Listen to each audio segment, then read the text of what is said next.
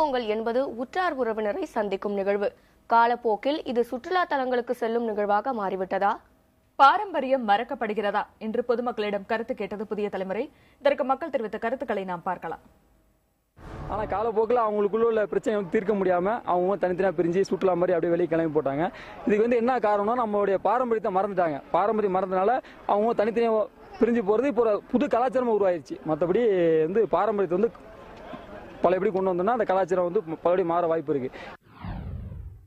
கலாச்சாரம் கரெக்டாக இருந்தால் எல்லாம் வீட்லேயே எல்லாம் சந்தோஷமாக இருப்பாங்க. இப்போ கலாச்சாரம் எல்லாம் மறுக்கப்படுறதுனால எல்லாம் வெளியில் எல்லாம் டூரிஸ்ட் பிளேஸ் மாதிரி எல்லாம் என்ஜாய் பண்ணிட்டு போகிறாங்க. அவ்வளோதாங்க. எல்லாம் நாளுக்கு நாள் கம்மியாகிட்டு இருக்குங்க.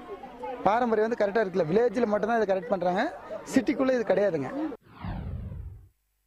எல்லாருமே பொதுவாக ரிலேஷன்ஸ் கூட செலிப்ரேட் பண்ணுற அந்த பொங்கலை 4 நாள் 3 நாள் சேர்ந்த மாதிரி லீவ் வரங்காட்டிக்கு எல்லாருமே என்ன பண்ணுறாங்க, வெளியில் போயிடலாம், 2-3 நாளாக நம்ம இப்படி என்ஜாய் பண்ணிடலான்னு சொல்லிட்டு எல்லாத்தையும் கூட்டிகிட்டு வெளியில் கிளம்பிடுறாங்க.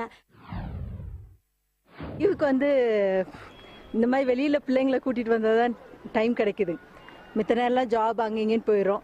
இப்போ சொந்தக்காரங்க வீடு ஃபங்க்ஷன் அந்த மாதிரி நேரத்தில் அங்கே போயிடுறோம், மீட் பண்ணிக்கிறோம். ஆனால் பிள்ளைங்களை ஒரு தனியாக நம்ம ஃபேமிலியோட கூட்டிகிட்டு போகிறதுன்னு பார்த்தீங்கன்னா இந்த மாதிரி சுற்றுலா வந்தால் மட்டும்தான். காணும் பொங்கலுக்கு யாரும் மேக்சிமம் அந்த காலத்தில் போயிட்டு இருந்தாங்க. இப்போதைக்கு இந்த காலகட்டத்தில் யாரும் போகிறதில்ல. யாரும் சரியாக கவனிக்க மாட்டாங்க.